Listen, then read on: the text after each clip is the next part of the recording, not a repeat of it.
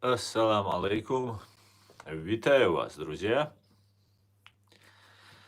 Сегодня 8 ноября 2024 года, 16 часов по Берлину, 17 по городу Джохару. Сегодня у нас очередной стрим на русском языке. Я сказал 8 ноября сегодня. Что еще не сказал? Стрим у нас идет в ТикТок и на канале Реалити YouTube и на канале в ТикТок Асан Арцуев.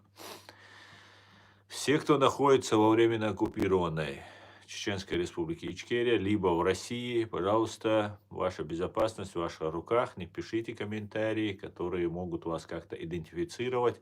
Будьте осторожны. Будьте очень осторожны.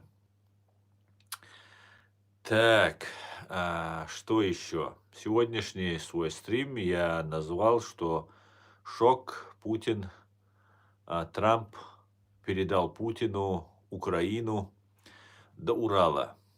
Это, конечно же, немножко сарказм, но и юмор. Но каждой шутки есть доля шутки. Поэтому скоро мы увидим Украину, вероятно, мы увидим Украину до Урала. Ну, посмотрим, не будем забегать вперед. Друзья, пишите комментарии, ставьте лайки, распространяйте ссылку на наш стрим. Наш канал на территории фашистской России запрещен. Мы объявлены иноагентами, то есть иностранными шпионами там, и так далее. Также мы являемся экстремистами. Наша правозащитная ассоциация объявлена экстремистской. И нам всячески мешают доносить до людей правду. Поэтому призываю всех помогать бороться с этим цензурным явлением. Как-то так.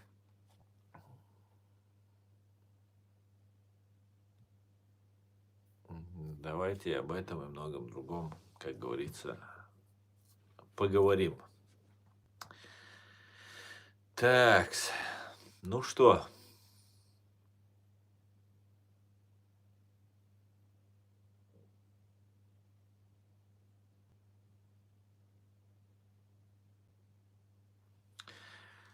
Ну что, я вам сейчас не смогу сказать, какие потери. Чернев, приветствую тебя. Не могу сказать, какие потери русских оккупантов за прошедшие сутки, но я полагаю, не меньше 1000 убитыми и ранеными. Если кто-то у вас сможет сейчас зайти на официальную страницу Генерального штаба Вооруженных сил Украины, пожалуйста, сообщите, я зачитаю эту информацию. Итак, друзья, мы видим разные телодвижения, которые происходят на политическом ландшафте, русскоязычном, постсоветском, скажем так, ландшафте. Давайте об этом. Чернев, я понимаю немецкий язык, немножко говорю на немецком языке, но мой немецкий оставляет желать лучшего. Практически общения у меня нет. И то, что даже учил, забываю. То, что ты написал, я понял.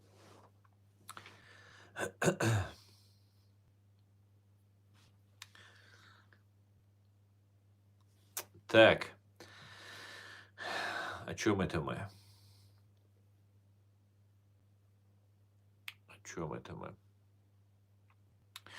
Короче, друзья, ситуация следующая.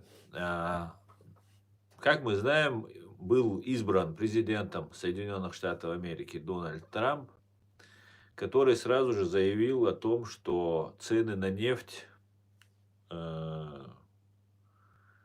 будут меняться.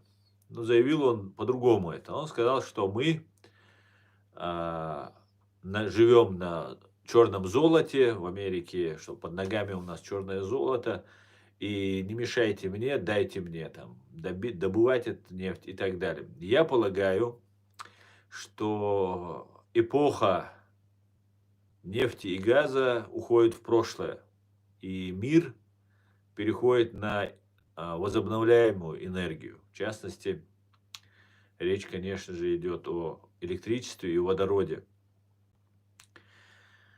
И также известно, что американцы на протяжении огромного десятилетий, огромного срока, временного промежутка, разведав свои нефтяные залежи, не добывали их. Вернее, добывали, но не в большом объеме. Накладывалось там разные ограничения, накладывались. И Америка таким образом сохраняла стратегический запас нефти для себя и одновременно с этим сохраняла свою экологию. Теперь в 21 веке экологические проблемы по добыче нефти и газа сейчас уже в принципе решены. И, конечно, на экологию урон наносится, но все равно сейчас это не так варварски, как раньше добывается нефть, газ. И сейчас, когда Соединенные Штаты Америки стоят ну, скажем, прямо на грани своего рывка, трамплина вперед, либо отката назад, ну, если не сказать провала в пропасть. Конечно же, запас прочности у Соединенных Штатов Америки, он колоссален, он, наверное, безграничен. Но при всем при этом, конечно же, дела идут не так, как хотелось бы. Да и лидером быть, да, если бы Соединенные Штаты думали бы только о себе, ну, США заявляют о том, что они лидеры цивилизованного демократического мира, с чем многие согласны, потому что ну, это большая ответственность. Не каждый возьмет на себя такое бремя лидерства. Но вот Соединенные Штаты взяли и успешно ввели определенное время человечество, мир, но потом начали какие-то происходить странные вещи, зигзаги, отказ от своих принципов даже, не прямо, но на деле. И сейчас, когда Россия получает колоссальные деньги, может вести войну, мы все знаем, что Россия ведет войну за счет денег, именно поэтому нет никаких волнений. Такой новый бизнес российские спецслужбы придумали. Брать людей, платить им страховки. Ну, трупы не возвращают, значит, страховку не получаешь, по погибшему тоже не получаешь. Это тоже свои хитрости там на войне, но деньги выделяются колоссальные. Многие получают при подписании контракта сразу там миллион, там 500 000, 1,5 миллиона. Не знаю я точно всех там цифр, но вот такие вот вещи сообщают нам. Такая информация к нам приходит постоянно. И Россия будет вести эту войну ровно столько, сколько у нее есть деньги. Деньги она получает ежедневно от нефти, продажи нефти и газа в огромном количестве. Ну, я не знаю сейчас точных цифр, они разные эксперты разные цифры называют, ну, там до 30 миллиардов, что ли, или до миллиарда долларов в месяц. Такая, или 30, или в день 30 миллиард, или в месяц миллиард. Ну, колоссальные суммы, которые, в принципе, на вот это мясо, которым заваливает Украину, в принципе, достаточно. Все плохо, все отвратительно в России. Все просто отвратительнейшим просто складывается у России. Но при всем при этом помощь Китая, и теперь уже это не скрыть. Северная Корея — это миньоны Китая. Китай все это время помогал, и создание великой имперской такой диктаторского союза от Лиссабона до Владивостока, конечно же, включал в себя и Китай. И теперь уже у меня нет ни малейшего сомнения, что Китай стоял за тем, что Путин все-таки совершил этот шаг в 2022 году, 24 февраля. И этим, благодаря помощи Китая, Россия выкручивается, и у нее есть и специальные возможности там, по дронам, по электронике, которую предоставляет теперь уже без сомнения Китай. Ну, вот таким вот образом Россия может вести войну очень долго. Мясо человеческое, конечно, он заканчивается, но его пока много. Конечно же, мобилизацию не объявляют, потому что боятся населения внутри. Российские власти боятся населения внутри. И покупают мясо, а не забирают. Хотя и забирают, и так далее, но при всем при этом все равно делают это аккуратно. Потому что боятся. Боятся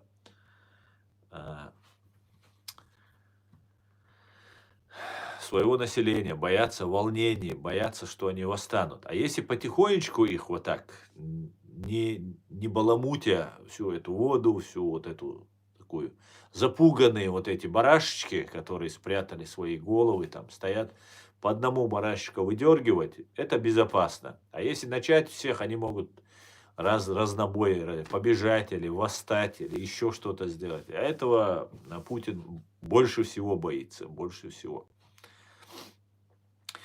И сейчас, после того, как Америка уже, как только Трамп об этом заявил, как обычно, мы все знаем, что прошлые свои 4 года Трамп делал какие-то заявления, фондовые биржи скакали, как, я не знаю, диаграмма или кардиограмма у какого-нибудь сердечника.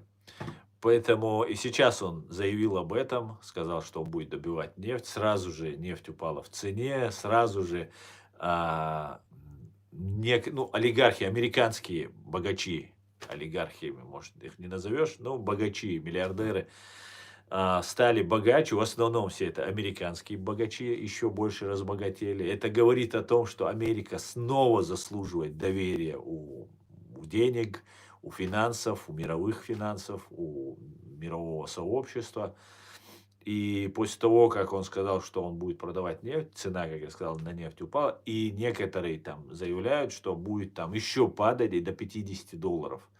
Короче говоря, там Дерипаска, по-моему, заявил, что к маю месяца будет $50 стоить баррель нефти. Но, по всей видимости, ситуация может еще быстрее развиваться, и не $50, а еще меньше, хотя, с другой стороны, для Америки слишком низкая цена на нефть тоже не нужна. Если они будут продавать свою нефть, то они ее могут продавать и по высокой цене. Ну, важно, чтобы с рынков Россия была выдвинута, исключена из этих рынков. Но опять же, она будет и на Китай работать. Но в любом случае посмотрим. Будем наблюдать. Новость отличная, хорошая новость. То, что нефть это орудие русских террористов. И сейчас они лишаются этого орудия. Будем наблюдать. Я полагаю, что ситуация... там некоторые говорят, с Украиной связанная ситуация, что некоторые говорят, что там бросит ли Трамп Украину и так далее. Я не думаю, что Америка бросит Украину, но есть одно но. Но одно но есть. Украинцы за все это время не провели ни люстрацию, ни рассекречивание архивов КГБ, СССР и так далее. И сейчас мы видим, мне доказывать ничего не нужно. Я долго терпел, там где-то молчал и так далее, но при всем при этом я знаю, кто является агентом российских спецслужб, кто работает в угоду Кремля, России. Об этом неоднократно другие спикеры у нас говорили, но в Украине эти люди действуют, их приглашают. Но и поэтому я делаю вывод, что все они связаны с КГБ, с Россией. И пока внутри Украины не будут зачищены вот эти все люди, просто по домам они должны уйти и все, остаться у себя дома. Если они Украине не вредили, то просто идешь домой и все, и все. Или же, если ты хочешь служить стране, Украине, не России, то, ну, иди где-нибудь там, в окоп иди, еще куда, какую-нибудь мелкую должность идти. Ну, а в государственной должности дискредитировавшие себя люди со связью с Россией, со связями с Россией, они не должны находиться во власти, ни в спецслужбах Украины. И если этого не произойдет, то каждый день Украина будет терять своих сынов, и ничего не будет сдвигаться с мертвой точки. Америке это нужно меньше, чем Украине, понимаете? И это нужно понять Украине. Нужно понять. В Украине там про меморандум говорят, атомное оружие отдали, 3-10. Да, все верно, отдали атомное оружие. Ну и там меморандум, но после того, как Залужный сказал, что никто ничего не должен, и по меморандуму, я, в принципе, согласен с Валерием Залужным, но нужно понимать, что с этой стороны, с Украины, кто-то же отдавал это атомное оружие. Правильно же? Не только же там американцы пришли, пистолет наставили, а ну быстро отдайте русским атомное оружие. Нет, кто-то отдавал. Вот где эти люди? Почему они не сидят? Кто там? Кучма был, да, по-моему, президент? А, да, по-моему, Кучма передавал. Почему Кучма не сидит до сих пор? Что? А и все идет оттуда, с самого верха все это идет. И от Кучмы, и от других там разных там, и президентов, и генералов СБУ, там, КГБ и так далее. Мы же должны это все понимать. Поэтому без этого, без вот зачистки вот этого информационного пространства в Украине, ну, посмотрите, что там творится. Гарри Табах сколько бился вот с этими, со всеми. Это американец. Представьте себе, американец, который 30 лет или больше отдал службе Америки, ушел в отставку и от души всей, не знаю, стремится помочь Украине. Так на него говорят, вы там шпион, украинская журналистка, ну, пропагандистка, прямо в лицо говорит, да вы шпион американский, Гарри Табаху, где-то там в одном из интервью. Вы что делаете в моей Украине, она ему заявляет.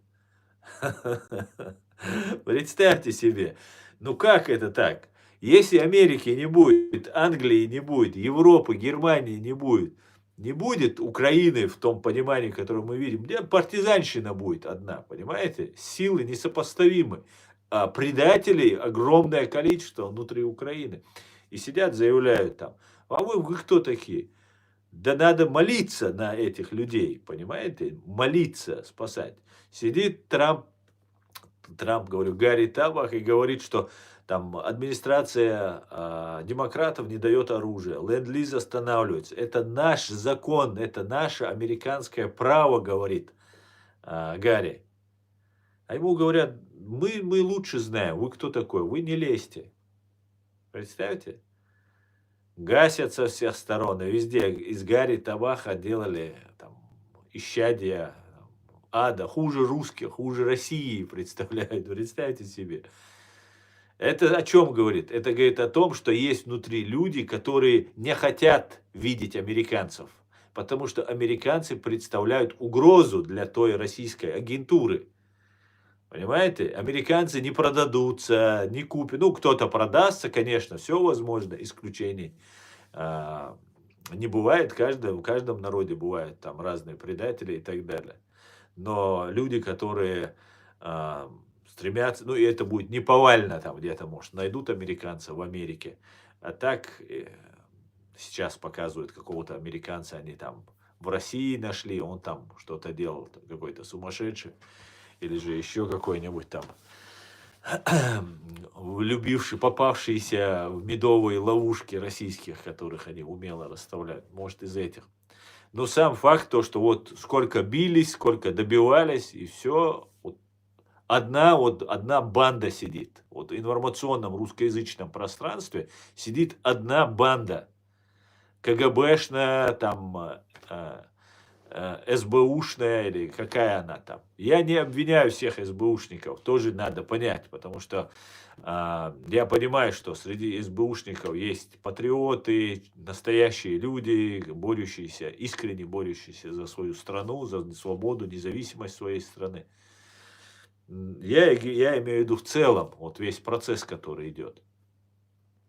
Понимаю, что СБУшники это штучный товар, его нужно десятилетиями взращивать, там, лелеять и так далее. Это особые люди, тоже это патриоты, которые не продаются, не покупаются. Но, к большому сожалению, от КГБ УССР, как говорил Калугин, в Украине был целый центр КГБ, чтобы Украина, особенно после развала Советского Союза, чтобы Украина не ушла в свободное плавание.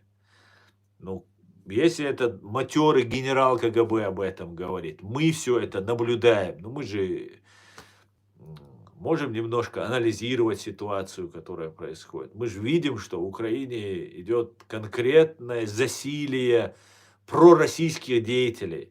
Представьте себе. Ну, все, что делается, кажется, что-то кажется, на первый взгляд, это делается для Украины, в пользу Украины и так далее, и так далее. А в итоге это уходит в минус. И точно так же было у нас, у чеченцев. Вроде бы кажется все правильно, вроде бы кажется и слова правильные, и риторика правильная, и дело вроде нужное, необходимое. А в итоге мы выходим на минус. Вот поэтому Украине нужно очень сильно заняться внутренними проблемами, нужно вычищать. Сейчас, слава богу, как говорится, нет худа без добра. Слава богу, есть кадры, которые куются на фронте, которые могут заменить и СБУшников, и чиновников. Да, может быть, там не все с высшим образованием, там третье, десятое. Ну, находить с высшим образованием толковых людей, потому что воюет вся нация украинская, там разные люди есть, и образованные, и взрослые, и необразованные, и молодые, всякие есть. Но, слава богу, есть. И нужно проверенных людей пройти через детекторы лжи, пройти через жернова войны и потом занимать свои должности и стать. И я думаю, сейчас настает это самое интересное время. Самое-самое хорошее время. Поэтому желаю удачи и слава Украине. Давайте почитаем, друзья, ваши комментарии. Шалом Аслан, говорит Ян. Шалом, Ян. Все будет Ичкерия, Ам, Израиль, Хай, слава Украине, живе Беларусь, Боже, храни Америку. Аминь, соглашаюсь полностью. Благодарю вас, уважаемые, за правду. Сегодня кровью обливается, сердце, извиняюсь, кровью обливается от того, что эта власть сотворила и продолжает творить с Украиной. Крепкого вам здоровья, долгих лет жизни. Спасибо, Людмила. Спасибо. Европа, что с тобой случилось? Асан, как вам события в Амстердаме? В Украине хорошие ученики КГБ. Спасибо, Асан. Хороший ученик КГБ, спасибо, Асан. А что там в Амстердаме произошло? Я, может, что-то пропустил? Я не знаю.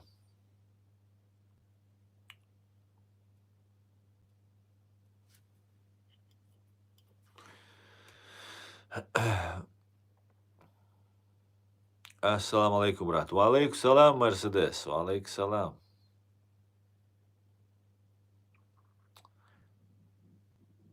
Тебе сесть нужно за ложную информацию. Так я ж сижу. Big point. Я ж сижу. О чем разговор? Это правда, что Трамп тебя пригласил в Конгресс работать? Откуда такая информация? Американцы на таких, как вы, заработали хорошо, говорит. Американцы заработали на таких, как я, хорошо. Не знаю я, кто там заработал из американцев, но я тебе скажу, что ваша фашистская Россия 4 века, больше 3 веков, 3,5-4 века пьет нашу кровь и выкачивает наши недра. Вам вообще не стоит в приличном обществе что-то пытаться говорить на американцев. Понятно вам?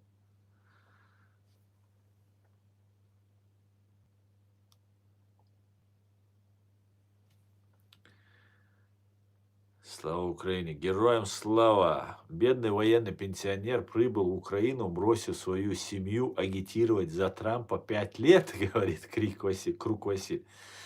Но не знаю, насколько бедные. Я не думаю, что американские военные, они бедные пенсионеры. Бросил семью, ну, я не знаю, вы какие-то крайности говорите. Но видите, сразу предвзят ваш сам вопрос. Бедный военный, почему он бедный? Бросив семью, почему он ее бросил? Ничего он ее не бросил, он летает туда-обратно, все нормально. Человек владеет русским языком очень хорошо, как вы знаете. Человек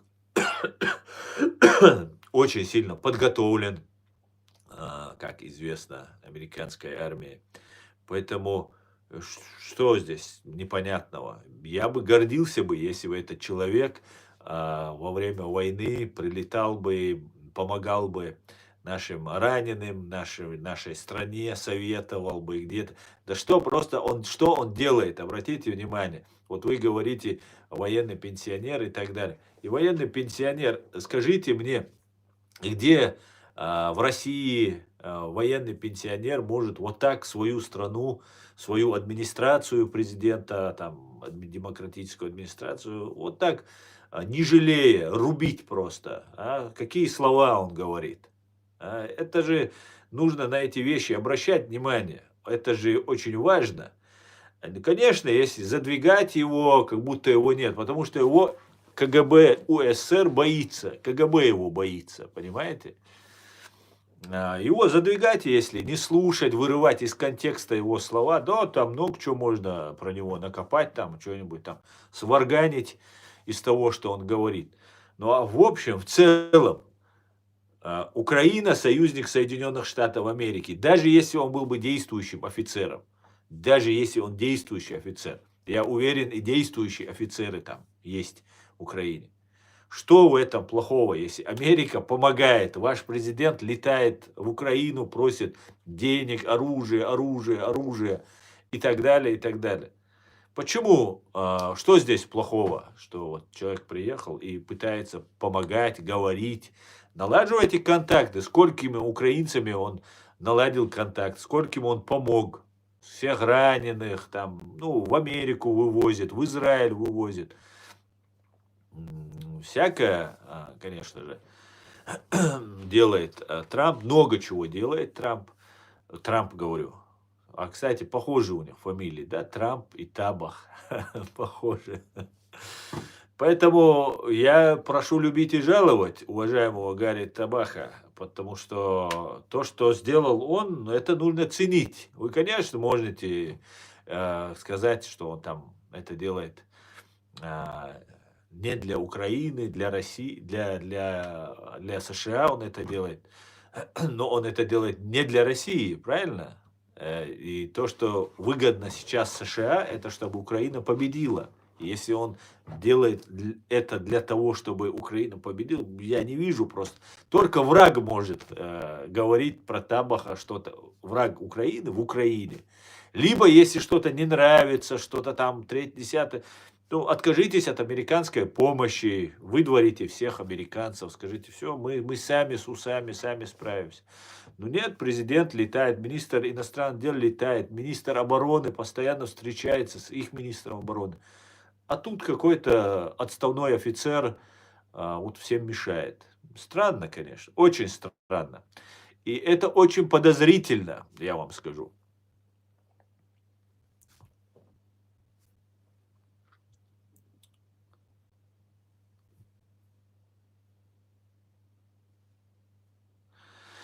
Разве от украинцев зависит результат выборов? Агитировать надо американцев, они сами решат без украинцев.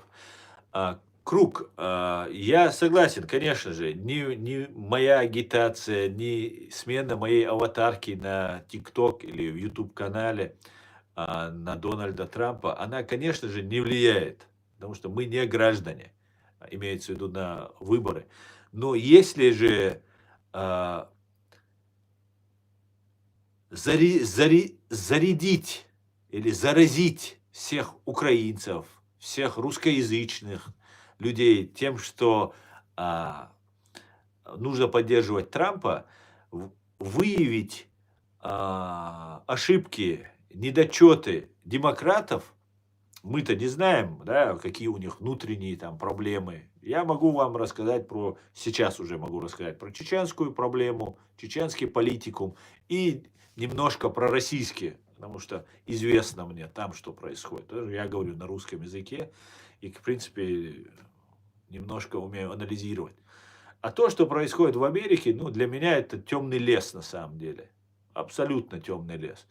И нужен человек, которому можно доверять, и объективно он будет добывать нам информацию. Вот что и делает Гарри Табах. Вот сегодня, если бы украинцы все были бы против Дональда Трампа, например, да, и Гарри Табах не провел бы эти 5 лет свои, как вы пишете, 5 лет, я не знаю, да, наверное, 5 лет он этим занимается, ну, 4 года, по крайней мере, с момента избрания Байдена президентом. Я могу сказать, что если бы сейчас не поддерживала бы Украина Трампа, то каково было бы после избрания? Представьте себе, он вам просто оказал услугу, он сделал так, что подготовил общественность, что придет Трамп. Не агент российских спецслужб, как утверждала российская пропаганда или какие-нибудь там пропагандисты из оппонентов Трампа, но на самом деле многие верили. Вон Александр Сотник, которого я уважаю, до сих пор продолжает гнуть вот эту свою линию, что нет, он там заслан или еще чего-то как-то. Хотя уже более обтекаемо он это говорит, но все равно он поддерживает демократов. И Трампа он не любит, потому что он там как-то связан с Путиным. А кто не связан с Путиным? Зеленский не связан с Путиным, Байден не связан с Путиным. Кто из них не связан? 25 лет Путин у власти, и все и встречались, некоторые веселили Путина, некоторые встречались с ним. Как-то так. Зачем Табаху страдать в чужой стране? Ну вот, я не понимаю, Круг, почему страдать, почему у вас такие вот формулировки странные? Почему страдать? Это может вы страдаете, может вы так переживаете таким образом. Он не страдает, он помогает. Помогает раненым украинцам, он помогает Украине, много чего нам объясняет. Не могу понять просто, о чем вы говорите. Просто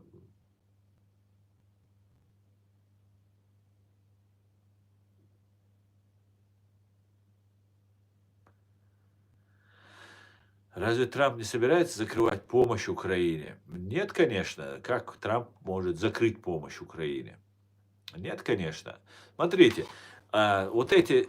Нет, смотрите, давайте так. Закрыть помощь Украине могут. Давайте так. Америка – это не бездонная бочка, которая занимается благотворительностью. Чисто благотворительная бездонная бочка. Там дураков и лохов, которых ищут и в России, и в Украине, там нет.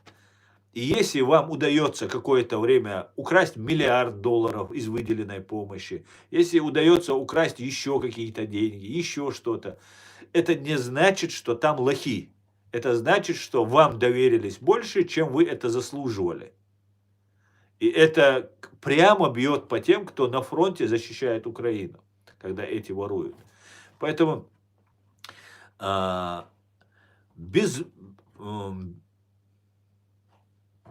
бесконтрольно, безответственно никто больше помогать Украине не будет. На территории Украины действует пятая колонна. Враги, те, кто убивают на передовой Украины, украинцев, они действуют в тылу. Вот их люди действуют в тылу Украины. Это факт. В этом меня уже никто не разубедит. Хотя там и американская, английская, украинская, и другие, третьи, там есть специалисты, все это делается. Но невозможно. Невозможно, если, все просто, поголовно. Понимаете? Поголовно просто вот это все, кто чиновники. Так делает система КГБшная, российская, советская система, всегда так делала. Мы, чеченцы, столкнулись с этим.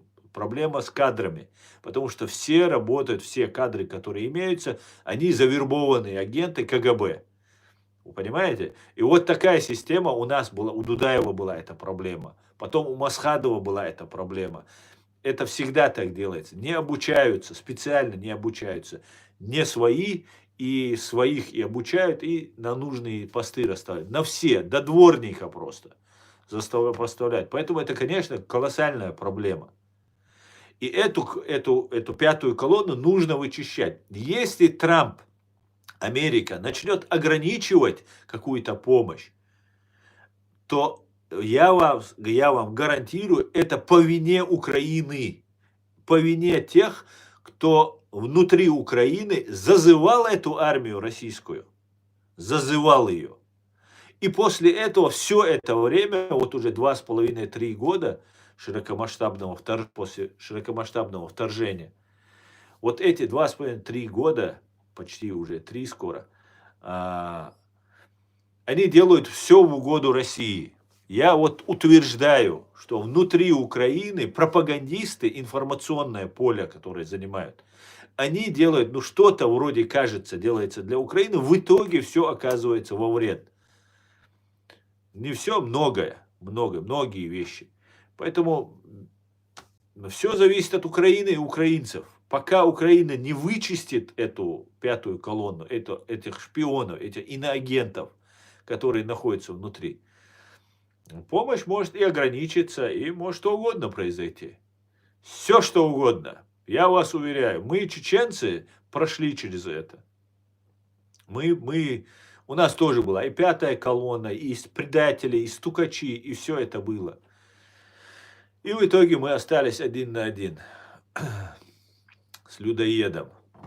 Надеюсь, украинцы будут более, хотя абсолютно я вижу, что многие не понимают, но хотелось бы верить, что хотя бы услышат нас. Ну, бегать и уже твердить вновь и вновь, вновь и вновь одно и то же, если честно, уже надоедает. Надоедает. Украинские власти открыто от Кирилла Буданова, там, заканчивая проектом «Хочу жить» и так далее, откровенно античеченскую деятельность. Ну, якобы они что-то делают для Украины, они так как-то там какой-то пожар в Ичкерии они разожгут или там подарят медальку, самодельную медальку от самозванца, который служит Кремлю, якобы там медаль Ичкерии, там, и через Кирилла Буданова подают. Ну вы что, вы издеваетесь? Ну все просто, вот все, что касается там Кавказа, вот я за всю Украину, за все вот эти русско-украинские отношения не берусь утверждать, что разбираюсь очень хорошо. Ну вот за Кавказ, за Ичкерию я могу сказать, что я в этом достаточно хорошо разбираюсь. Вот эти вещи все выглядят, ну, антиукраинские. Начиная от выступления там на фоне мемориальной доски имама Шамиля. Ну, вы смеетесь, друзья. Имам Шамиль, человек, который возглавлял чеченское сопротивление оккупации на Кавказе. И после 25 лет сражений, когда чеченцев осталось 6%, 6, не 60, а 6% от всего численного состава населения, имам Шамиль просто сдался в плен. Вы понимаете, о чем это говорит? Это говорит о том, что от украинцев, когда останется сколько там, 2,5 миллиона от 40 миллионов, допустим, когда останется украинцев 2,5 миллионов, он пойдет сдаться, это в почетный плен, сдаться России, это нормально. Так это выглядит. Вот это много вещей, много мелочей там, от убийства Дугиной Дарьи, когда Пономарев просто чистейший провокатор, чистейший, заявляет, что Зеленскому нужны дела, а не слова. То есть убить. Да, это пропагандист, это преступник, она все, Дарья Дугина, как ее отец, это преступники. Но они не комбатанты. По международному праву, в соответствии с гуманитарным международным правом, таких людей убивать нельзя. Это преступление, военное преступление. Террористический акт путем подрыва Дарьи Дугина убивают. Ну, убили, да, пропагандистка, еще там что-то там. И тогда, хотя я даже до конца не верю, что ее убили. Но факт то, что Пономарев говорит, что ему Зеленский сказал это сделать. Прямо, у меня есть видео на это, я вырезал этот кусок, где он говорит, Зеленскому нужны, говорит, не слова, а дела. И поэтому вот наши бойцы ликвидировали, якобы, и так далее. Фактически он обвинил в убийстве Дарьи Дугиной с заказчиком Владимира Зеленского. Хотя, может быть, Дугину и не убили.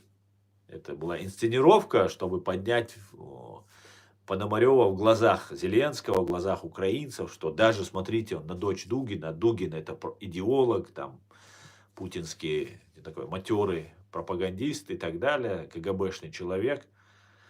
И тут его дочь убивает Пономарев. Ну, наверное, тогда Пономарев заслуживает доверия. 100% он уже за нас там могут в Украине подумать. Но я не верю, что... Я допускаю, точнее, что ее не убили. Но даже когда вот эта инсценировка или настоящее убийство с Дугиной произошло, Пономарев прямо открыто говорит, что да, это Зеленский. И с чего я делаю вывод, что Зеленский не является российским агентом. Его пытаются дискредитировать, как пытались дискредитировать Аслана Масхадова, который вокруг себя тоже собрал огромное количество вот этой ГБшной российской агентуры. Ну, не знаю почему, в силу своей доверчивости или в силу вынужденных каких-то обстоятельств, но все они его до единого предали. И вот эти вещи мы наблюдаем, видим, доводим до общественности. Как-то так, друзья. Эти вещи нам нужно знать и готовиться.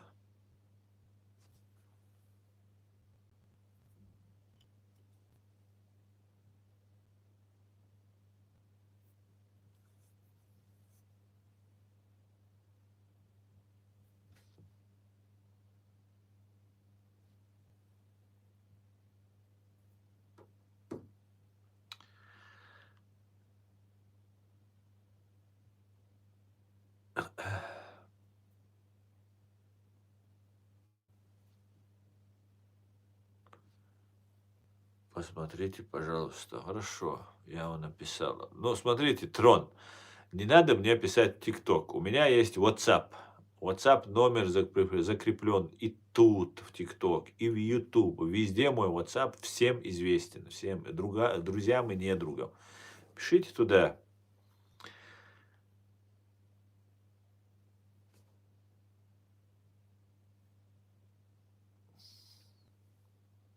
Так, пожалуйста, Трон, пожалуйста. В Амстердаме ужас, убивают евреев.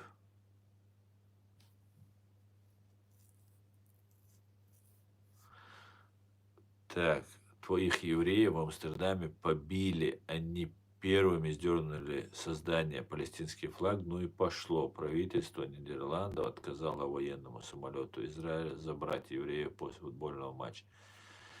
Я не поверила глазам. Утром увидела эти события. Ну, я не знал, я просто не видел эти события, не слышал ничего про это, не читал. Если это футбольные болельщики, то такое случается. Я не думаю, что там именно какие-то там серьезные травмы или убитых нет, я надеюсь. Поэтому драка произошла, наверное, между болельщиками и вот на этой теме. И вообще, мне кажется, вот этот флаг, то, что поднимает палестинский флаг, там, 3-е, 10-е, ну, видите, это такое большое лицемерие. Просто, ну, за любое, за что не возьмись, это такой обман и двойные стандарты, лицемерие и так далее. Палестинского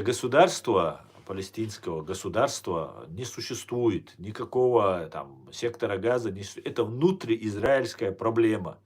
Поэтому не нужно выходить с флагами. Да, если убивают людей, то выходите с еврейскими флагами, с флагами Цахал выходите, с израильскими флагами и просите Цахал соблюдать международное право. не нарушать международное право.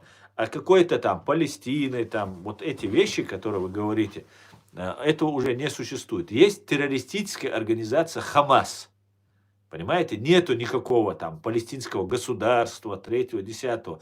Не смогли люди, не дали им создать. Арабский народ Палестины и сектора Газа в частности, это жертвы. Жертвы, которые на протяжении 3 уже поколений вдалбливается им, с молоком матери им усваивается ненависть к евреям. Только лишь за то, что евреи хотят иметь свое государство. И при всем при этом они жертвы, вот эти арабы Палестины, они жертвы. Они жертвы Ирана, они жертвы России. Но в первую очередь они жертвы своих лидеров, вот этих Машар, Хасаль или Хасаль, Машаль, как их там, недобитков разных. Вот это, они и есть их жертвы. Это кадыровцы. Это такие, что было понятно, это это предатели своего там арабского вот этого палестинского народа. Арабы Палестины оказались инструментом Ирана и в первую очередь Советского Союза, СССР.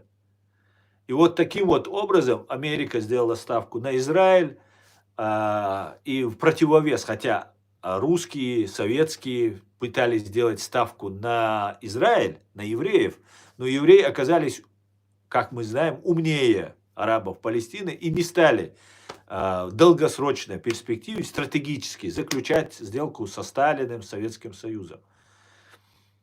И из-за этого у них возникли проблемы. Им сказали, тогда мы вам не дадим сдать государство. Американцам, англичанам на Ближнем Востоке нужно было демократическое союзническое государство. Заметьте, они не христиане, не католики, они иудеи. Им нужен был союзник, они начали поддерживать. Вначале, изначально, было предложено 2 варианта. Израиль и арабское государство, вот это палестинское. Но Советский Союз, арабы, все, кто сейчас отказывается от вот этих арабских арабов Палестины, все арабы раньше поддерживали вот этих арабов Палестины. Но когда не получилось, Израиль дал отпор, Израиль коммуницировал, мобилизовался, собрался, со всего мира стянул всех своих людей, тот же сионизм, который нам всем пытаются какой-то ужасным словом это представить. Они позвали своих евреев со всего мира, если хотите сохранить, защищать государство, приезжайте, защищайте, сражайтесь. И все едут, самое удивительное, понимаете? Не бегут, а приезжают. Поэтому вот эти ваши разные вещи, которые вы нам тут забрасываете, они основаны на том, что либо вы не осведомлены полностью о ситуации с Израилем, также вы не осведомлены, это касается мусульман, про то, касательно этой земли для евреев, для израильтян, для сынов Израиля. Понимаете, это их земля. И мусульманин, который отрицает их право жить на этой земле, он автоматически отрицает то, что говорится в Коране. В Коране, в Библии, в Торе, все, что говорили пророки, которых мы все признаем, как мусульмане, иудейских, христианских, мы всех признаем. Иисуса, Мусу, Моисея, всех. Поэтому эти вещи, они у вас проигрышные. Вот те, кто выступает за это, они проигрышные. И нужно отойти от этого, оставить. Либо вы не осведомлены о своей религии, об истории, либо вы работаете на Россию. Понимаете?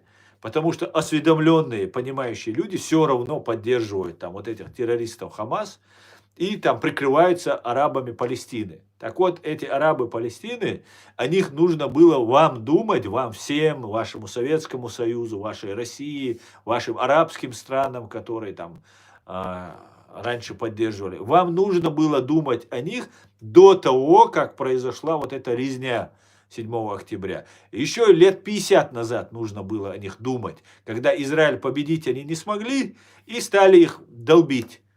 И все их оставили. Всех оставили. А Израиль начал расширяться. И правильно сделал.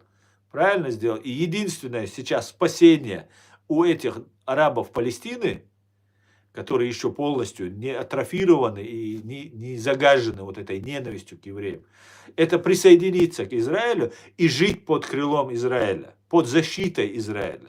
Это и единственное спасение. Все, кто думает о арабах Палестины, либо их забирайте к себе, либо не воняйте, извиняюсь, конечно, и оставьте этих людей, которых и как инструмент, как наконечник хотят использовать против Израиля, а в конечном счете против Англии и Америки. Поэтому другого выбора нет, да, другого выбора нет у этих людей, если хотим спасти. А если, как Эрдоган, рассказывать, что мы против Израиля, что там Израиль плохое государство, что там третье, десятое, что мы любим, поддерживаем палестинцев, и при всем при этом ничего не делать, а провоцировать людей, то это обрекать еще больше на страдания вот этих людей. Поэтому, если вы на самом деле заботитесь о мусульманах, там, о каком-то мусульманском единстве, которого не существует в этом мире, и на примере нас, чеченцев, мир это все увидел. Поэтому вот эту вашу туфту, который, что какой-то там есть исламский мир, который заболит палец, все тело болит, вы ее оставьте для тех, над которыми еще геноцида не было.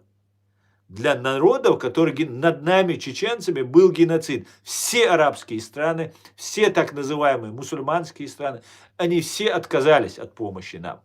Призывали нас быть частью России. Вот это лидеры палестинской автономии, палестинское вот это образование. То же самое говорили. Повешенные или заколотые ломом причинное место Муаммар Каддафи тоже призывал: живите с Россией. Поэтому я призываю не быть лицемерами, быть честными, изучайте историю, изучайте свою религию и делайте все, чтобы закончить кровопролитие, чтобы не было убийств людей. А то, что это внутреннее дело Израиля, это констатация факта, нравится вам или нет. И Израиль будет больше, сильнее, чего я ему желаю. Еще сильнее быть, в 10 раз сильнее быть я ему желаю. В 100 раз. Так, чтобы вы понимали, да. А все, кто прислуживают российской вот этой, или же там кто-то, знаете, столько лжи и пропаганды, это очень трудно. Я удивляюсь, почему евреи не работают над этим всем. Ну, просто в русскоязычном информационном пространстве такой оголтелый антисемитизм. И причем это делают союзники даже. Вроде бы НАТО, Турция входит в НАТО, второй по величине. Но вот эту всю ненависть, которая в определенной степени заслуживает доверия у некоторых людей, потому что это говорит Турция, страна НАТО, 3-10. Это делает вот Турция, я вам могу сказать. Больше, чем российская пропаганда. И на русскоязычном вот этом пространстве. Сидят и рассказывают нам вот эти сказки разные, что там какая-то там исламская умма, всех все там должно быть, 3-10. Да, конечно, все должно быть, если как написано, но, к сожалению, нету никакой единой исламской уммы, а есть балаболы, которые рассказывают нам эти сказки, и есть наивные люди, которые верят в эти сказки. Мы, чеченцы, вылечились от этой болезни, как говорится, нет худа без добра, мы пережили геноцид и лицемерное, не то что даже наблюдение, а помощь нашим убийцам. Как-то так. А потом, знаете, еще что было очень удивительно для нас, чеченцев, когда был Джохар Дудаев, когда был Аслан Масхадов, ездили в Саудовскую Аравию, там особенно Джохара Дудаева на самом высоком месте там принимали, там с почестями, все такое.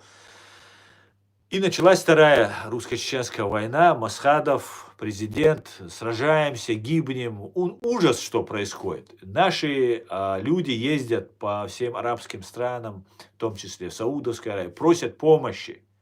призывают к помощи. Да, простые мусульмане помогают, как и христиане, разные люди помогают, иудеи, все нам помогали, простые люди. А вот арабские, мусульманские страны, народы не помогали. И потом проходит убийство Аслана Масхадова, и на весь мир известный коллаборант Рамзан Кадыров организовывается фашистская Россия, ее спецслужбами, и отправляется в Саудовскую Аравию. И какое наше было удивление, когда мы смотрели вот на этих. Мы все знаем, что Рамзан Кадыров – это российский человек. Вчера они Масхадова принимали как президента Ичкерии. Сегодня они открывают там вот этот Кааба, вот эту мечеть.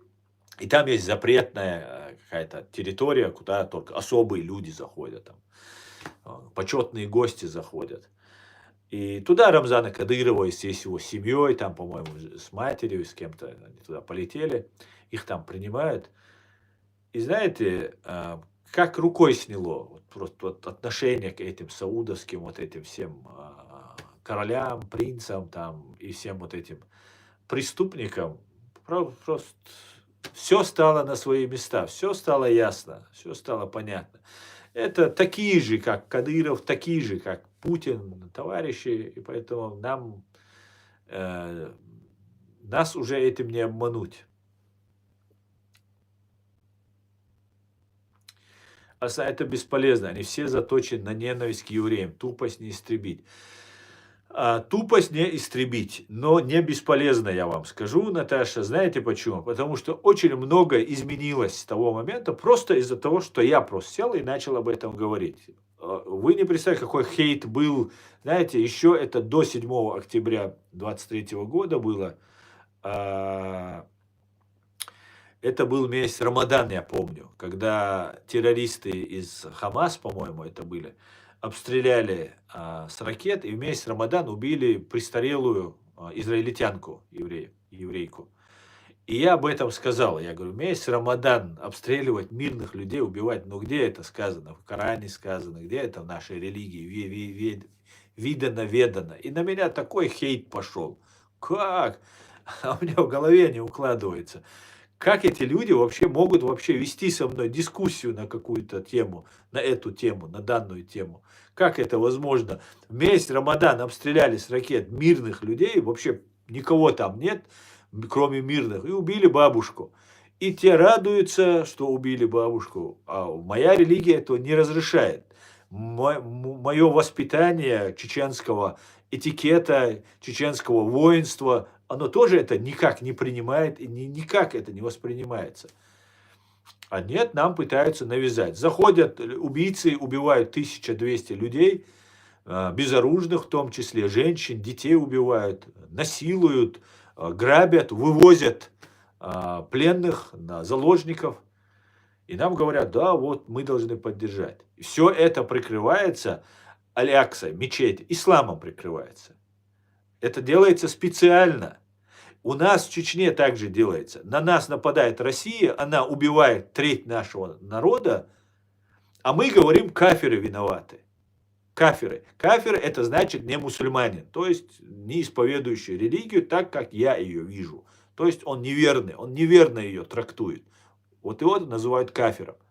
Так вот, россияне, они не кафиры, это сатанисты самые настоящие. Так вот, мы не говорим россияне, мы не говорим русские, мы не говорим ФСБ, мы не говорим Кремль, мы говорим кафиры. Это подмена понятий, это специально делается для того, чтобы все русские убийцы чеченского народа, все ФСБшники, убивающие, КГБшники, НКВДшники, убивающие чеченцев, они спрятались за кафирами. Понимаете? Сатанисты спрятались за людьми, которые по-другому молятся. Вот задумайтесь, как они вводят и подхватывают. Керст, кафиры. Кто керст? Керст это христианин, значит. Крест это значит, дословно говоря. Говорят, керст, мы сами используем это слово. Керст. А при чем здесь, если тебя напали, у них Бог Ленин, их религия, коммунизм, который они, Бог и их все Бог Ленина, а вся их система построена как новая религия. Это сатанизм самый настоящий, это самое настоящее людоедство. А мы называем крест. Все, крест. Да, они говорят крест, они используют крест, но ничего общего ни с крестом, ни с христианством у них нет. Если бы у них было хоть что-то близко, отдаленно напоминающее христианство, человек, убивший их миллионы, не лежал бы на Красной площади у них, и они не водили бы детишек на него смотреть. Вот это все нужно понимать. И то же самое евреям сейчас забрасывается этот нарратив. Все мусульмане враги, все мусульмане враги. Именно для этого террористы из Хамас говорят наводнение Аль-Акса. Наводнение, это типа они захватят Аль-Аксу, мечеть, которая считается священной у мусульман. Специально это делается, чтобы все мусульмане поднялись. Вот тогда не поднялись все мусульмане. Я приложил к этому тоже руку, чтобы не поднялись. И очень рад, что не поднялись. Наконец-то начали понимать, что обманывают нас. Это вещи нужно знать.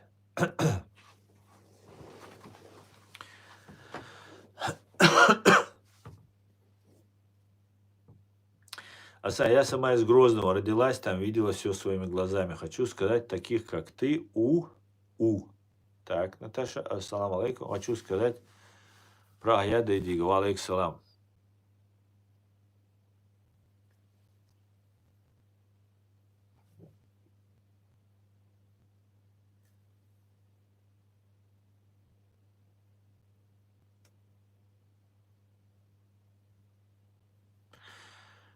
Таких, как ты, немного.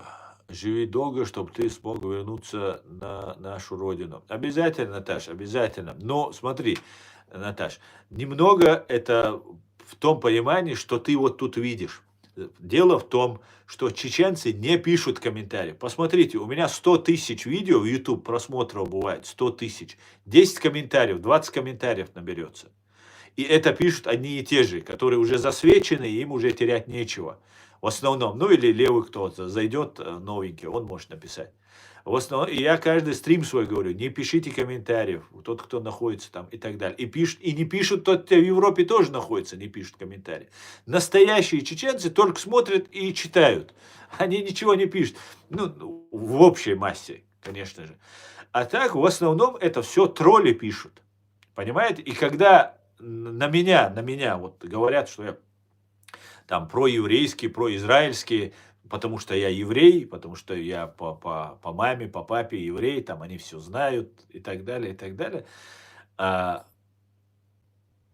Моя мама, она точно знает, еврей я или нет, правильно?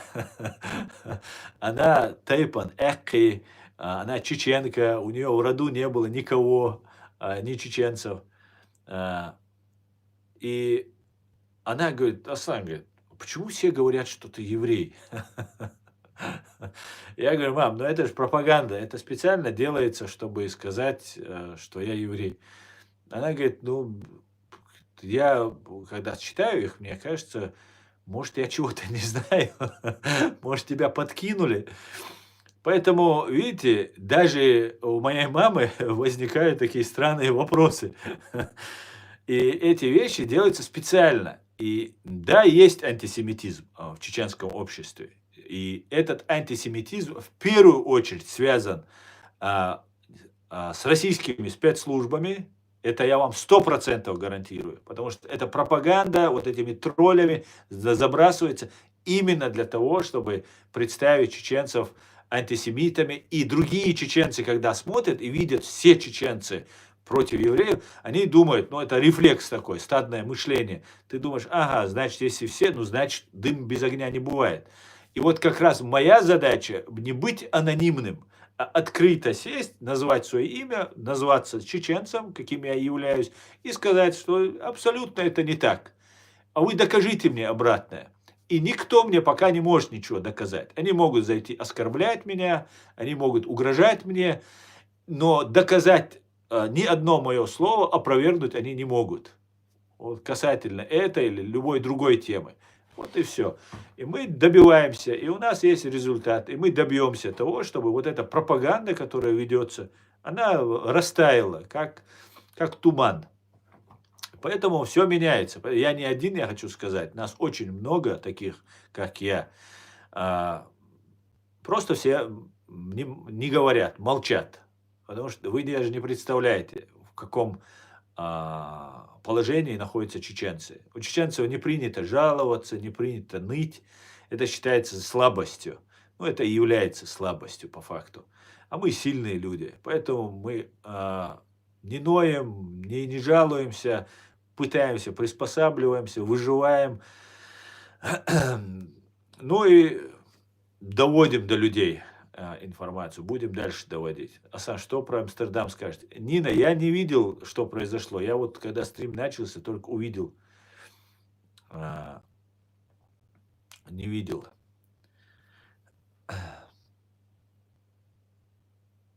Лемон, Осман, а что ты хочешь сказать? А? Что ты хочешь сказать? Вот я бы зашел бы сейчас на твой канал, посмотрел бы, что у тебя за канал. Я бы тебе тогда сказал бы, давать тебе слово или не давать.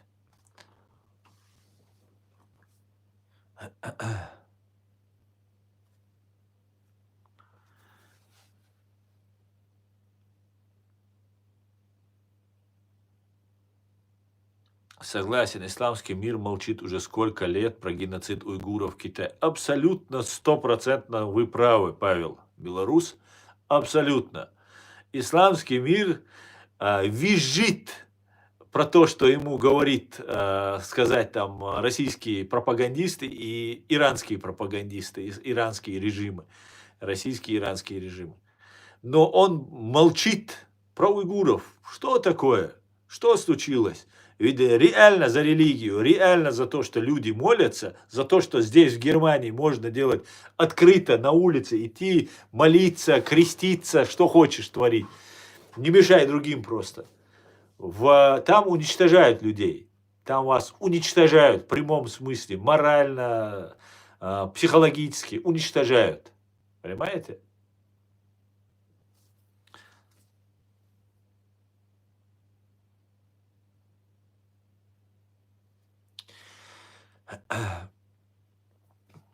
Так, согласен, так. Евреям Израилю тоже Россия выгодна. Евреям Израилю тоже Россия выгодна. Ну, я не знаю, что ты в это вкладываешь, но зайти и убить 1200 своих сограждан, я думаю, им это точно не выгодно. А за этим стоит Россия. Без сомнения, я в этом нисколько, и никто в этом уже не сомневается. Но я могу сказать, выгодно, конечно, демократичная, цивилизованная, договороспособная Россия. Ну как невыгодно? Нам, чеченцам, она была бы выгодна, если бы она такой была. Понимаете? Но она то одного съест, то другого съест, то там третьего покусает. Вот такая вот она. Когда Аслан говорит за Украину, то тролли явно будут искать оселедец под бейсболкой. Кстати говоря, мне надо ее одеть, и потом скажешь 100%, что я еврейская.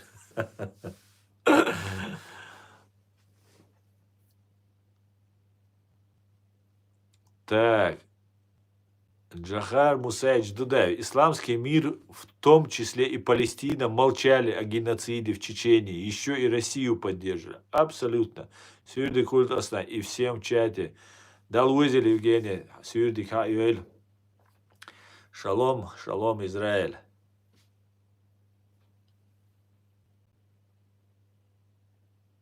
А ты не мусульманин, говорит, Игл Фриман.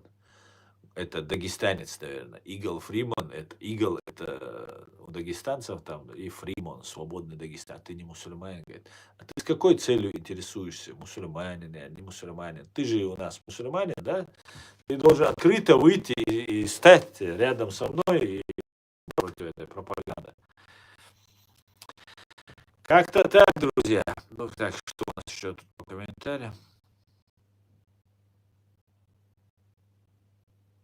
Там очень все серьезно. В Амстердаме в гостинице баррикадируются евреи. Они не футбольные фанаты. Много евреев пропало без вести. Родные из Израиля звонят в Нидерланды, им отвечают на арабском языке. Я что-то не понимаю. Что-то не понимаю.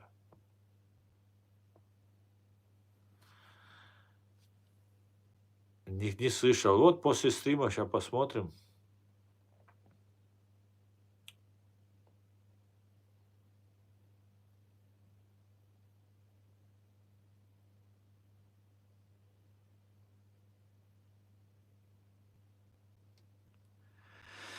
Я ингуш, говорит, я в Гамбурге. Отлично. Так, что тебе, вот, что ты хотел узнать? Мусульманин я, не мусульманин, Игорь? Вот ты узнал, вот я говорю много раз в своих стримах, что я мусульманин. Вот узнал ты об этом. Что ты хотел узнать? Вот, чего? Что ты добился этого? Ты же мусульманин, правильно? Твой народ оккупирован, ты в Гамбурге находишься, я так полагаю, где ты пишешь, что, правильно? Значит, твой народ, ингушский народ в оккупации находится. У вас там КГБшники на ГРУшниках сидят, там уничтожают всех, кто не согласен. Ну, выйди, заяви об этом. Причем здесь мусульмане? Если ты мусульманин, ты же должен думать о своих братьях мусульманах и о своих согражданах.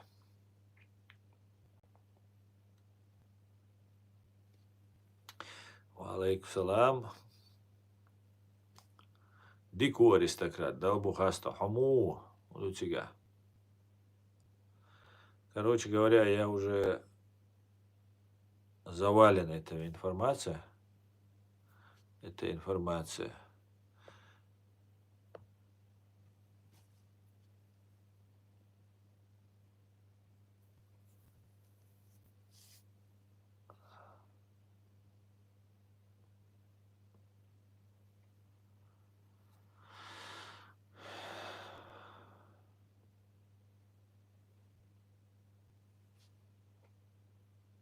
Откажитесь, пожалуйста, от этого слова паразита 3-10. Хорошо, Рамзес, вы правы, вы правы. Вы правы. Это так просто. Знаете, когда 2 часа ведешь стрим, там что-то говоришь, потом пишут, надо одновременно читать, еще не отвлечься от мыслей, и потом уходишь с одной темы на другую, это у меня проблема, это есть. Есть такое. И 3-10 говорю, да, это такое тоже есть. На пару секунд, Осман, что ты хочешь на пару секунд подняться, а? Прими. Где ты находишься? Ты в Европе находишься, как тебя зовут? Напиши, как тебя зовут, где ты находишься. И я тогда решу, поднимать тебя или нет. Вы заходите в Европе, как тебя зовут? Имя, фамилия, напиши свое имя, фамилию, можешь написать? А фамилия как у тебя?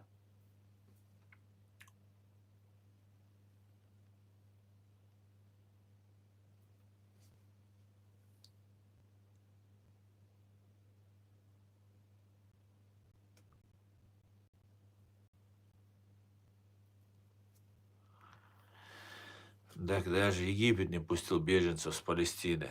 Да, Павел, знаете, по поводу вот этих беженцев с Палестины, они вообще не интересны. Если уйгуров просто не замечают, потому что нет дела, а эти беженцы с Палестины, их в Иорданию пустили, как мы знаем, какие там проблемы начались.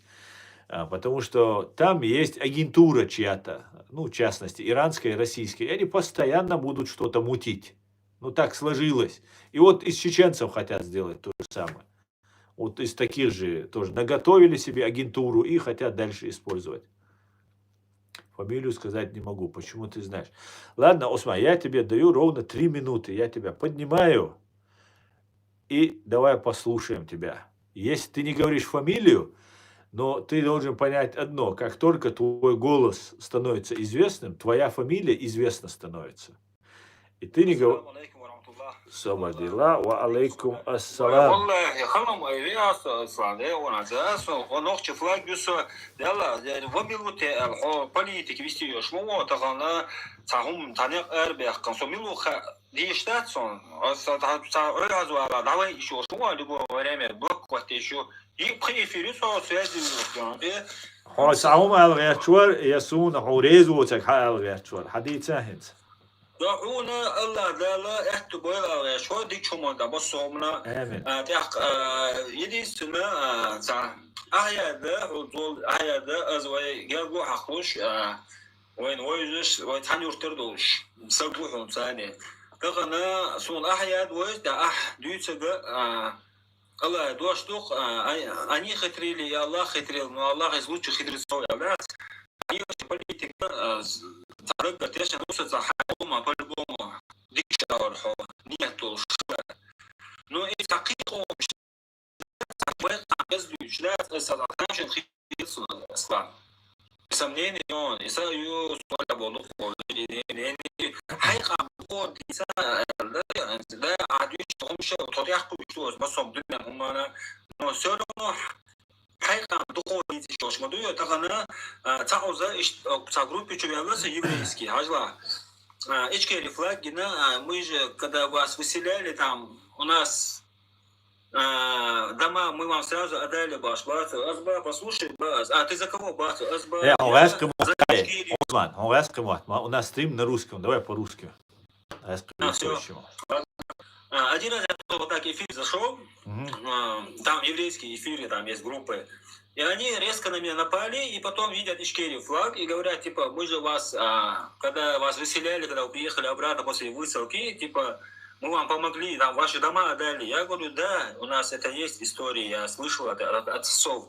И они меня спрашивают, из-за кого? Я говорю, я абсолютно в этих делах без понятия, у меня своя война идет, еще не законченная, поэтому я вообще не был, ни там, где вы говорите, что у вас происходит, я там не был, я говорю. И эти народы просто я вот так знаю. Поэтому у меня своя жизнь, своя война не законченная, поэтому я ничего не скажу.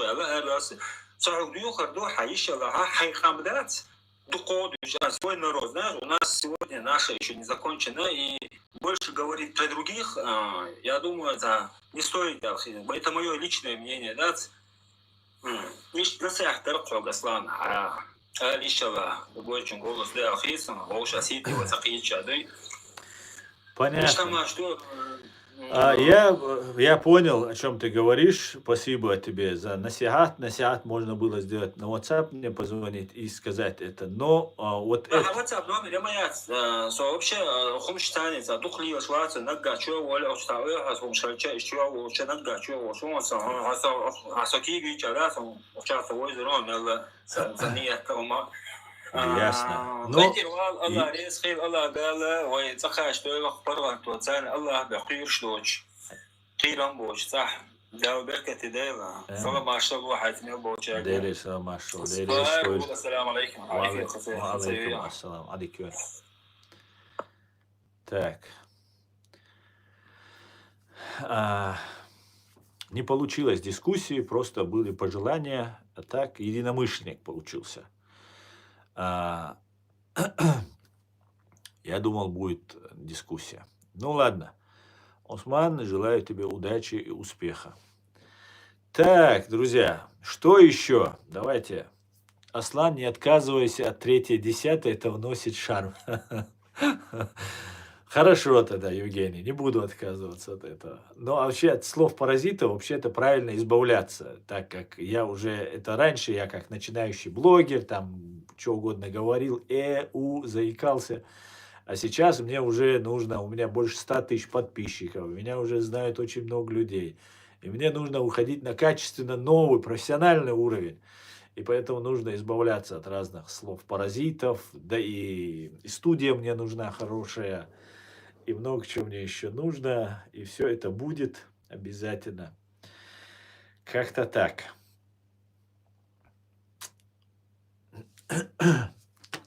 Но за поддержку спасибо, Женя, за поддержку спасибо. Кстати говоря, Осман, вот по поводу ты фамилию свою не называешь. На самом деле, вот ты сейчас выступил, ты голос сказал, имя свое сказал, если оно настоящее. Но по твоему голосу, если ты не ушел еще, смотришь меня, по твоему голосу определят не просто твою фамилию, имя, отчество, определят, что ты вчера кушал по твоему голосу. И это сделают российские спецслужбы. Вот сейчас это делает искусственный интеллект, автоматически это все сразу. Голос, он считается как отпечаток пальца. Фактически можно любого человека опознать. Ну, достаточно, если он поговорил, не 2-3 фразы. Достаточно, если поговорил по тембру, по использованию разных слов, букв в каждом там ударении в слова. Ну, все компьютер высчитывает и сразу определяет. Поэтому я всех удивляюсь. Вот в телеграм-канале сидят, другие говорят, не, я не буду свою фамилию говорить. Если ты говоришь своим голосом, то для тебя же безопаснее показать свое лицо и назвать свою фамилию. Потому что после того, как русские спецслужбы узнают, кто ты есть, кем ты являешься, после этого тебе уже, известность, она тебя больше защитит, чем не защитит. Понимаете, о чем я? Если о вас уже знают. Вот я, например, здесь есть, был один деятель, который приехал сюда, в Гамбург, и они против кадыровцев там деятельность вели. А я то много чего не понимал. Кадыровцы, это россияне, значит, плохие. Для меня все едино это было. А оказывается, здесь был упор делать не на россиян, вот как я рассказывал, про кафиров там. Все кафиры. Вот точно так же все кадыровцы. А другие пророссийские чеченцы, там, ГРУ служат, ФСБ служат, они как бы за скобками остаются. А вот эти, которые вот кадыровцами поддерживают Кадырова, они как будто вот исчадие ада. Уже не русские исчадие ада, а только вот эти кадыровцы исчадие ада. Вот так это, специально это делается. И вот это один есть там деятель, живет в Австрии, жил, по крайней мере, в Австрии, давно его не слышно. Российский агент это, без сомнения, он здесь митинг проводит. И он мне пишет, я его поддерживал, там интервью ему брал у него, но не светился я нигде. Я писал ему вопросы, и, там, делал ролики из этого, пытался как-то помочь, думая, что этот человек вот открыто выступает, что-то делает, и я ему буду помогать реализовываться, там, доносить нашу проблему, при этом сам я не хотел светиться. И вот он говорит, я бы хотел в Гамбурге провести митинг. Видимо, может, это меня нужно было выявить специально. Может, еще какая-то там была причина. Может, потому что в Гамбурге это было бы более там престижно. Здесь были вот это гнездо вот этих российских спецслужб здесь в Гамбурге было. И как бы был акцент на это. Я привел его, встретил, там все для него там делал, там организовал, там человек 10 людей собрал на этот митинг и так далее. И там меня приехала та сторона, которая была против этого митинга, и они спалили нас. Ну и я с открытым лицом там стою, что-то говорю, и я вижу, что они узнали меня, они увидели меня, они на машине туда-сюда поездили. Я понял, что да, вычислили они, кто я. И уже скрываться не было, а я их знал, они меня знали. И поэтому скрываться не было смысла. И все, я после этого открыто начал уже говорить, и вот советую всем тем, кто прячет свои лица, но при этом ваш голос, если установлен, вас вычислят 2 секунды. Поэтому для вашей же безопасности, чем больше вы засветитесь, это, конечно, не гарантирует безопасность 100%, даже 10%. Какой-то процент, мне кажется, это снизит. А прятаться уже нет смысла. Так, на всякий случай.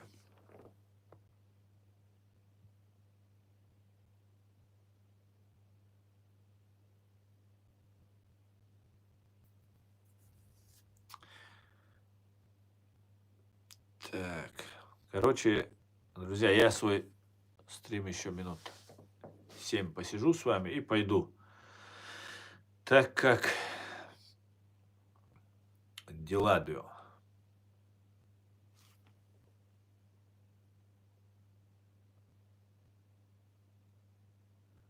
А если кто-то хочет, вот сейчас этот парень, Усман, говорил, что я там мало говорю про чеченскую тему, много говорю про другие темы и так далее. Скажите, я разве мало говорю про чеченскую тему? Мне кажется, я все время говорю про чеченскую тему. Единственное, я про Кадырова не говорю, постоянно, как этого хотят российские спецслужбы. А так, напишите в комментариях, друзья, мало я говорю про чеченскую тему или много.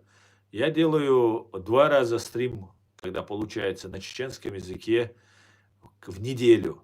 1 раз аядом. И всего 3 стрима на чеченском языке мы делаем.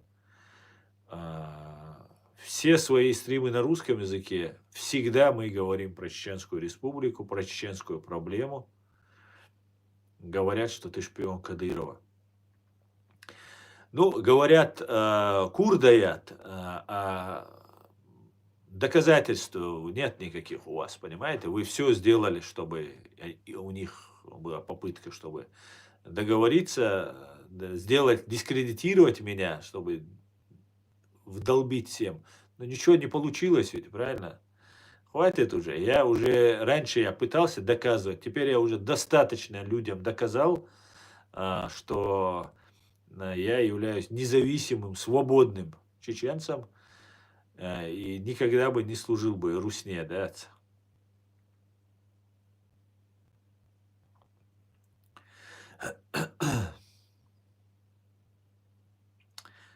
Так что вот такие вот дела.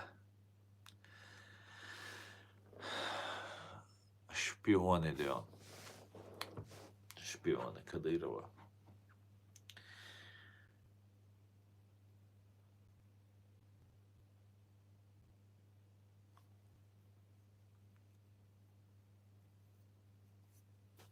Ну, напишите, друзья, в комментариях. Спасибо, Дима, спасибо.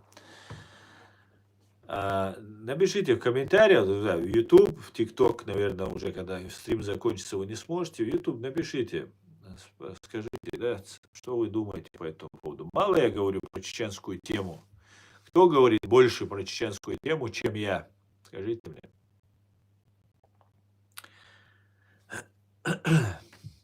Ну, друзья, я закончу свой стрим и на этом. Я думаю, завтра или послезавтра проведем еще стрим.